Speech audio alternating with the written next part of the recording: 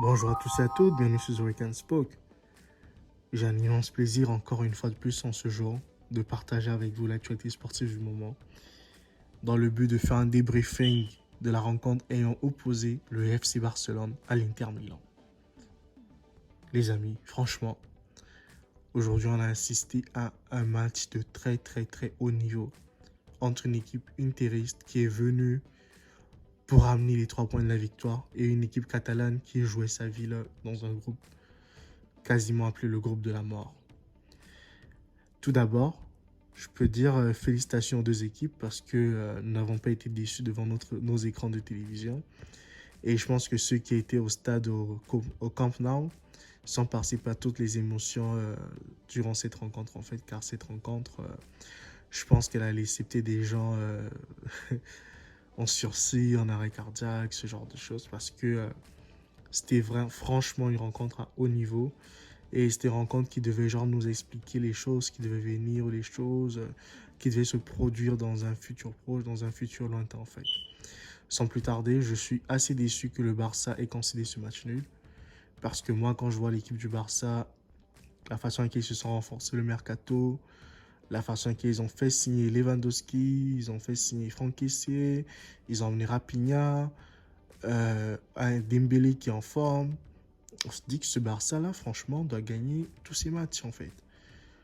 La même façon qu'ils gagnent en Liga, ils doivent le faire en Champions League. Surtout contre une équipe d'Inter qui n'est pas en forme. Une équipe interiste qui a comme perdu son championnat l'année passée. Une équipe interiste qui est en reconstruction. Une équipe d'Inter qui n'a pas son meilleur joueur, à savoir Romelu Lukaku. Une équipe d'Inter qui est en perte d'identité. Je m'attendais à ce que ce Barça marche sur l'Inter Milan aux 2 matchs, en fait. Et là, ça n'a pas été le cas. On a vu plutôt une équipe d'Inter Milan qui a su déjouer le Barça, qui a su s'imposer, qui a su marquer 3 buts aujourd'hui. Si on compte le but du match aller, ça fait 4 buts, 4 buts à 3. Dans un match élimination directe, l'Inter passe. Et franchement, félicitations à eux d'avoir su tenir. Et à Audrey Onana, à la défense, Milan Skriniar, que le PSG a tant voulu s'attacher les services, mais ils n'ont pas pu. Franchement, félicitations à eux tous. Même si je suis déçu de la rencontre, je suis déçu que l'Inter n'ait pas pu marquer ce 4e but pour renvoyer le Barça en Europa League. Parce que s'ils avaient mis ce 4e but-là, à la fin de match, à la dernière seconde, oh my God. Je pense que s'il avait fait la passe, parce que moi, je m'attendais à comme dans la Play, là, quand tu joues à FIFA dans la Play, sur la PS, t'es comme ça face au but, tu fais la passe en face là-bas, que l'autre pousse juste tranquillement, mais je sais pas pourquoi, j'ai même pas fait attention à qui a voulu se la jouer seul en fait là, parce que c'était égoïste de sa part de pouvoir gâcher une occasion de la sorte là, une occasion qui renvoie le Barça à la maison. Oh là là, ça aurait été magnifique de le faire, ça aurait été magnifique de donner cette passe D, de marquer ce but et que le Barça retourne en Liga là, battre les petites équipes de Riron, Betis Séville, ces petits clubs là, que le Barça repartait les frapper. Et ça aurait été encore plus plaisant de voir un Robert Lewandowski qui a abandonné le confort du Bayern Munich, qui a signé au Barça pour se retrouver en Europa League en fait.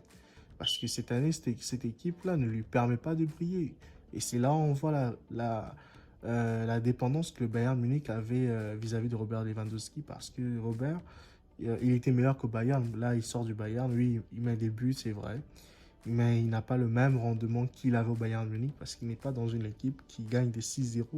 Aujourd'hui, le Barça n'est plus le Barça des années 2008, 2009 qui était capable de marquer 6-0 à, je sais pas moi, 10 matchs consécutifs. Là, c'est plus possible. Donc, franchement, déçu pour la prestation de l'équipe du Barça, déçu de leur jeu, déçu des recrues qu'ils ont eu, qu'ils ont amenés parce qu'ils ont franchement renforcé leur équipe de tous les joueurs possibles, que des bons à tous les postes, que des bons joueurs. Memphis Depay a disparu, je ne sais plus s'il est blessé là, mais franchement, ce Barça, il est inquiétant, ce Barça fait peur. Ce Barça n'a aucune âme, ce Barça est en voie de disparition en fait. Et l'Inter Milan, je ne sais pas s'ils vont passer ou s'ils vont rester encore, mais franchement, c'est vraiment dommage pour eux de ne pas profiter de ce genre de match, de faire le plein de confiance. Mais en même temps, il faut comprendre l'Inter. Ils sont venus pour défendre, même s'ils ont pu marquer 3 buts. avec Mourinho à l'époque en 2010, c'était une équipe défensive qui avait quand même réussi à mettre 3 buts au Barça. Mais c'était à San Siro, c'était pas au Camp Nou, parce qu'au Camp Nou, ils avaient perdu 1-0. Mais franchement, félicitations à eux, félicitations à toute l'équipe parce qu'ils ont su jouer, ils ont su déjouer les pronostics du Barça, ils ont su fêter à Gabi qui avait annoncé que c'était une finale. Et chapeau à l'Inter Milan qui a tenu son match référence encore une fois de plus, à Hakan Çalhanoğlu qui a fait un très très bon match encore, Merhaba Çalhanoğlu, aux autres qui ont franchement tout donné pour que cette rencontre soit merveilleuse. Et franchement, Ousmane Dembélé, je ne sais pas pour qui il se prenait ce soir, mais Dembélé, il y a eu des actions dans lesquelles il pouvait faire les passes D, mais il s'est entêté de vouloir dribbler, frapper ou bien faire la différence à lui-même, oubliant ses coéquipiers, oubliant que le Barça c'est une équipe collective, oubliant que le Barça a un jeu tiki-taka à l'époque, même si ce jeu est révolu. Mais Dembélé, il doit mieux faire. Il doit être plus incisif, il doit être plus collectif encore une fois de plus. Même s'il le fait déjà, mais ce n'est pas suffisant parce que la rencontre d'aujourd'hui laisse franchement à désirer pour cette équipe catalane. Et franchement, j'ai hâte d'être au Classico du dimanche face au Real Madrid. Et je pense que le Barça va s'imposer, mais on va voir, hein, parce que s'ils ont pris 3 buts ce soir, ben, ils sont capables encore d'en encaisser davantage face au Real Madrid en Liga ce week-end. Allez, quant à moi, je vous dis à très bientôt. Je vous souhaite passer une excellente journée, une excellente soirée pour ceux qui sont loin. Allez, on se donne des infos. Prenez soin de vous, les amis.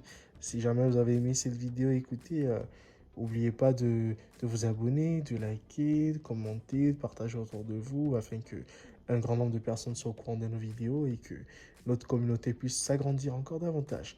Allez, moi je vous dis à très bientôt et je vous remercie encore une fois de plus pour le visionnement et pour le partage. Allez, ciao!